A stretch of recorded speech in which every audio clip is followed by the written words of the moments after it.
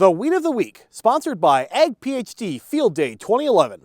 Attend the free Ag PhD Field Day July 22nd on the Hefty Farm near Baltic, South Dakota. You'll see dozens of plots, a live tiling demonstration, a ride and drive session with new technology, a host of celebrities, and Brian and Darren showing you what's working and what's not on the farm. This will be our biggest event ever, so don't miss it.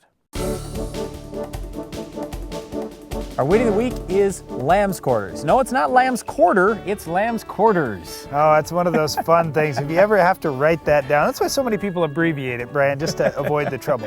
When you think about Lambsquarters, it's a small seeded broadleaf. It can be really thick out there in the field really fast because it produces so many seeds per plant. The other thing with Lambsquarters is it's an easy one to identify. So you have no excuse to not control Lambsquarters. It's got that silvery dust on the top leaves. It's a dead giveaway. Now, when you were talking about control, yes, it can produce a lot of seeds, but the thing I look at is it has a lot of growing points. Even a very little Lambsquarters plant, maybe 4 or 6 inches tall, might have 20 or 30 growing points on it, and in order for the weed to completely die, you've got to kill every single growing point. So for many years, we've seen guys kill most of the growing points, but the bottom couple growing points live, and then those branch out, and you got a great big plant now that's even tougher to control that second time, especially with things like Roundup. We're starting to see Roundup tolerant or possibly even Roundup resistant Lambsquarters. Well, in most cases, you can just up your rate of Roundup because you don't have enough to get to every growing point, and that's the problem. The other problem guys run into with Roundup is they're spraying so early in the spring. I mean, if you're out there in April and May and maybe even March in some parts of the country, it's going to be tougher to kill those weeds, and with Roundup, you have to up that rate